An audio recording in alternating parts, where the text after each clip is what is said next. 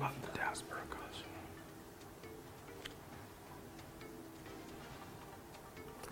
All right, ladies and gentlemen, thank you very much for joining us. Now, we are experiencing some technical hitches here and there, but when that is sorted out, we'll bring you that diaspora culture segment later on in the bulletin. For now, we want to jump into today's discussion where we have our studio guest, and on my immediate left is Abel Nson, who's the Africa scout for the Toronto Raptors basketball team. Thank you, Abel, for joining us. Thank you for having me. Seated next to him is Ghislain. That's a French name, right? Ghislain, yes. Ghislain. I hope I pronounce it well, right? Yes, yes. He's the Secretary General for the the Secretary General for the Student Council from Strathmore University. Thank you. On today's discussion now, we want to discuss matters pertaining to a visa-free Africa. And just before we dive into the conversation, I'd also love to inform you that we'll be having different bites from a lady known as Martha Burungi. We had a discussion with her earlier on just to get another or a fresher perspective from a different aspect, and maybe if we get the bite where she introduces herself. My name is Martha Mwiza Birungi, and I'm a global shaper with the Kigali Hub. One of the campaigns that we run as a hub is the Visa Free Africa campaign, which is in partnership with National Aviation Services, which is a company that decided to partner with us in creating awareness around the Visa Free Africa issue. All right, that was Martha Burungi. She's a global shaper at the Kigali Hub. So, gentlemen, let's just dive straight into this. And I'd love to start with Ghislain, so to say. Now, according to the Visa Openness Index, it's still easier for Americans to actually travel around the world as compared to an African traveling within the African continent. As a student, transitioning into the Kenyan space, how do you see this? How does this fit with you?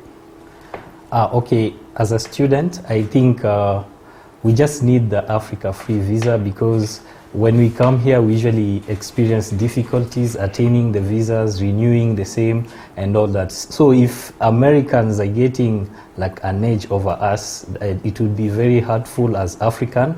That's why the African Union, whatever they are doing for the African free trade, it's very encouraging. But then we'll have challenges regarding politics and everything. But as students, we are very welcoming this idea, because it's going to help us in so many ways of getting jobs, of getting maybe other opportunities just around Africa, and being able to create opportunities for other people wherever we go. All right, now I'll get back to you later on. I just want to get Abel's voice. When you talk of an Africa free visa situation, it's definitely a good situation and policy in the sense that will benefit economically and in other different ways, right? But you come from Cameroon, and just last year Cameroon is fresh off a conflict between two regions, and this doesn't necessarily augur well. It left close to 500 or 500,000 people displaced, and more than 1.3 million people stranded and in need of humanitarian help. Yes. So you have been in Kenya. How does this sit with you? Is this a beneficial situation for the citizens in Cameroon, or how would it work in your end? The free visa?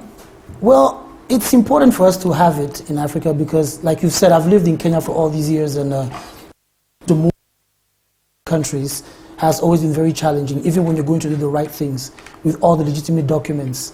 I mean, speaking to his point, even when I came to Kenya the first time to study at USIU with a visa from the immigration, I still sat at the airport for 2.5 hours, yet they have the visa copy inside their own documents, right? They can verify and see the exact same copy. So it has to ease, because time is money, and every time we have to waste a lot of time to ask the same questions to each other, it's not really okay. Yes, there have been those incidents in Cameroon, but it's mainly because of that, because we look at ourselves, Africans, in a divisive manner. So all of a sudden, one section feels they're not appreciated as much as the other one. Right. And these are the things that are happening all across Africa, because even within African countries, some countries have more privileges than other countries. Yes. Okay, so it's that situation. That's what we need to stop. That's the situation that we need to at least try to eradicate as much as we can. We have to reduce these hitches. Like when you go to Kigali, it's easier to operate. All right. Now, I'd love for us to actually address the elephant in the room. When you're talking about Africa free visa situation or state in that way, a big factor and a critical issue that actually comes into question is the issue of acceptance. is the issue of somebody new or a foreigner moving into a foreign country. Are Africans really receptive? Are you even, let's say for example, you Ghislaine, you came in from another country, now you're in Kenya. How were you accepted here? Because one of the biggest things is xenophobia in countries like Zambia and in ASA. It's serious, where fellow Africans are actually mistreating other Africans. So people are vouching for a free Africa state. Are people really ready? How was your reception on your end when you got in? Yeah, thank you. I'm from Congo, by the way, okay. DRC. Yeah, so the reception from Kenyans is usually good because they respect that you come from another country and they respect that you have something to offer. So depending on maybe which neighborhood you're in, of course they'll be receptive. But generally speaking, sometimes culture-wise, it can be a shock because you come from a French-speaking country and then you are here in an English-speaking country, you don't know how to express yourself. So sometimes you can have a culture shock, and then this makes even the Kenyans or the hosting country now to start moving away from you because you are very difficult maybe to cope with. Yes. So it really depends on how you as a person, as a foreigner in this country is behaving and how you are also communicating with others. But generally, myself, I've been to 4 African countries, and yeah, people are receptive, very receptive. Now it just depends upon you now as foreigner to make sure that they actually receive you well and you get wherever you wanted to get, because sometimes it can be hard because of communication barriers. All right. Now I'd love to rope in Martha Burungi and get a bite on her, where she speaks on challenges and how they at Kigali Hub have been able to set out policies and mechanisms on how to deal with this situation. Let's listen in on this. The challenges as I have as an African is that lack of free access to other countries. If I look at the moment, there are very few countries that I could basically name on one hand that have a visa on arrival policy for Africans. And it baffles me how foreigners are able to access our countries, whereas our own people are unable to get into these countries. We have a few countries that have decided to take the baton and lead, one of them being my country, Rwanda, and also countries like Ethiopia. But we still have a long way to go, and without the free movement of people, you have young people not being able to access education, access jobs in other countries, and also just tourism. I mean, one of the beautiful things about Africa is that we have a vibrant tourism sector, but without our own people being able to access it, we're losing out on market, we're losing out on even just creating a Pan-Africanism around in Africa, and you're having to call people to trade together without them knowing each other. I feel like that is one of the biggest challenges. All right, thank you very much for that bite. Now, I'd just love to come to Abel. She's mentioned issues pertaining to, let's say, skills being needed in another country, and the delay of making this policy actually something that works is hurting other countries. From where you sit, before coming into Kenya, you lived in Cameroon for a while. Have you ever experienced a first-hand situation where you actually know you have certain skills that you possess, and these skills might be needed in another country, but you're having difficulties traversing to that other space? Absolutely, absolutely. Even the space I'm in right now, it was a challenge before everything became smooth, because, like you mentioned earlier, Ghislaine, it's not obvious. The way we've been raised in Africa for the past few decades is not to really be receptive to another fellow African. Basically, because we're all Africans, we know the same in quotes. So I'm a Cameroonian, I don't accept that a Kenyan can teach me something. Right. That's why we allow the Western world to access the countries the way they want, because we assume that they necessarily know more than we do.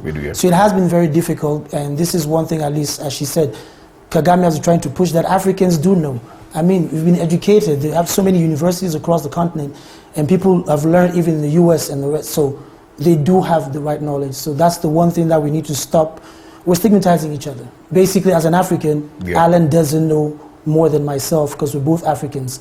And she is right in that regards, and we do look down upon each other, and we have to change it. We are the only ones to change it. Right. If we change it, then the Western world will respect us for that. Okay. Now, Ghislaine, you've been in the country for a while, and you've been here for your tertiary education in Strathmore University, right? Are the students, are young people really out there? Are they well informed in terms of certain issues? Are they even fighting for their space to actually make this? Cause Martha has mentioned that what they're doing at the Kigali Hub is actually formulating policies, putting out petitions. From your end and in a Kenyan perspective, are the Kenyan youths, you included, doing enough to actually see this through? Myself included, yes, because I do it as the president also of the Congolese community at Strathmore. I try as much as possible to integrate with my other fellow Congolese, as we hosted an event just the other day with the former Prime Minister of Congo, so it was great. But we don't have so many people who are as motivated as others to actually see this through, because they're also discouraged by our politicians.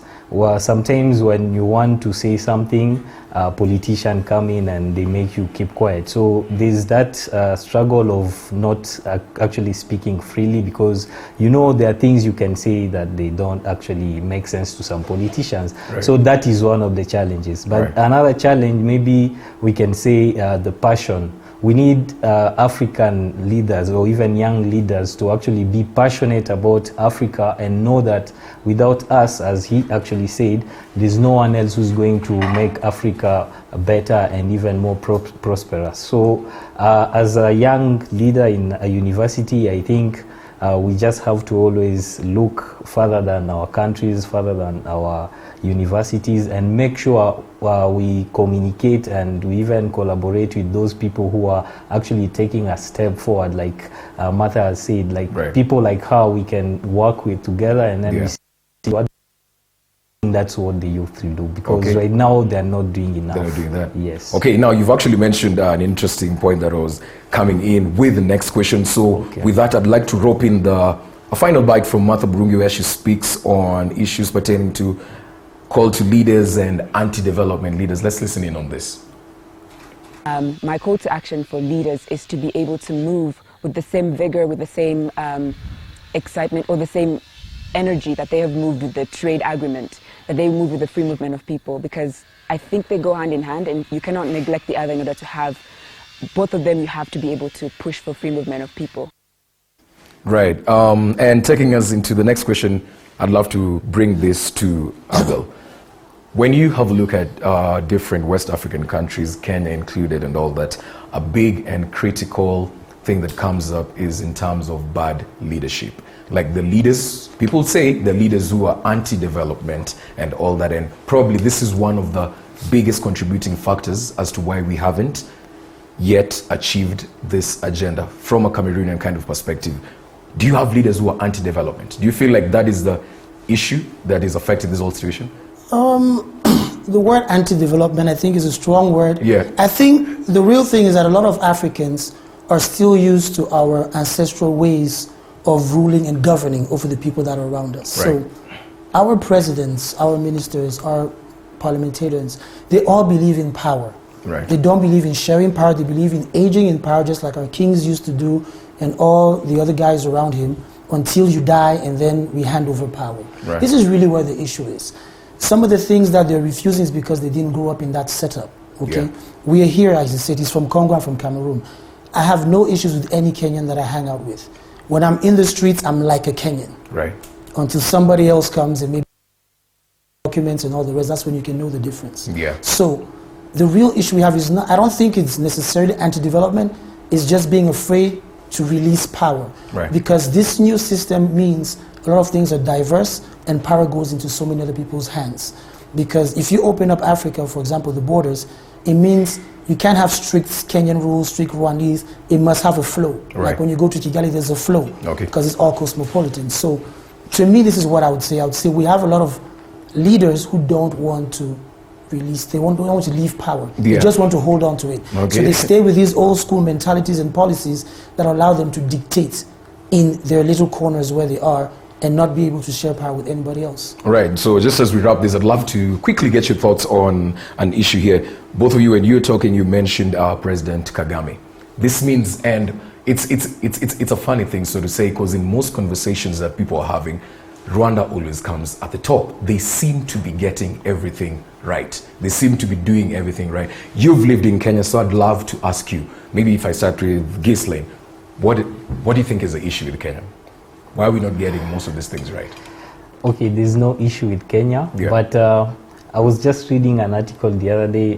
They were arguing that the money or the roads that you're seeing coming up and all the infrastructure is not from the Kenyan revenues and all that. It's actually from borrowing. Yeah. So the same way he said, it's not about underdevelopment mindset. It's about releasing power, because you find in Kenya, people are there and actually people are very hardworking, but in terms of politics now you find there are some groups that dominate others. So that is one of the main problems in Kenya when it comes to actually integrating even the people here themselves. So on the African level, it will be much difficult if now we try to integrate people with different culture, because we have more than 1,000. In fact, in Congo alone, we have 600 tribes. So you can only imagine. So when we have that problem here internally as Kenyan, you can only imagine. So, but that should not stop us, because we can actually gain from that and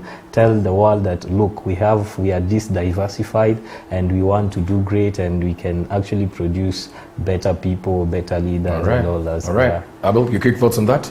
What's the problem? What's the problem with us Kenyans over here? Well, it's not really, as you said, it's not really a problem, but it comes from the point I was making earlier. Kenya, for example, started off as, it was the leading country in the whole region, okay? Right. And Kenya has sat on that and not allowed itself to benefit from anybody else. It's the real African issue. All right. Kenya feels, in the region, from my observation, that Ugandan or Tanzanian or Rwandese cannot necessarily come and make a change, because you are the ones who have the knowledge before, and you had interaction with all of this technology and all these other things. But it's wrong. It's supposed to open up. Kenya's supposed to open up and allow. The same way Rwanda, that's why they've grown, because Rwanda allowed Kenyans to come, Ugandans, everybody to come, because you need diverse knowledge. You have to allow that diversity. Kenya is a great place. Foreigners are welcomed here, but at the same time, you need to integrate them a bit much more, because you benefit from a different way of seeing life. I won't lie to you, amongst African countries, Kenya is way advanced in regards to everything, whether it's technology, whether it's education, whether it's the way people express themselves and their confidence. But still, all of that, they say this in life, you must always surround yourself with people who know more than you, or at least who can complement you with things that you don't know. So this is the only thing that Kenya needs to embrace a bit more, and I believe Kenya will be able to get right back resource and infrastructure. It is still ahead of the countries in the region, even all the way towards south, except for South Africa. Yes. All right, gentlemen, thank you very much. But before we end this discussion, I'd love to get a bite from Martha again. If there's hope, if she believes there's hope, let's listen in. I think that we've got to be wary of cynicism and people who are anti-development. I mean, in my own opinion, I don't think that, especially having seen the amount of effort and the amount of political will that we've seen with the CFTA, it is. I do not think those people are right in saying that it is only a myth. I believe that a visa-free Africa is definitely within our grasp. It is definitely something that needs to be worked on. We need to push more in terms of our governments to ratify this and to include it, but I don't think that is out of reach. I believe that there is hope, and there is for us young people to actually stand up and create awareness around this, because we are going to be the next leaders, and we need to be aware of the benefits, yes, the challenges, but also the benefits of having a visa-free Africa.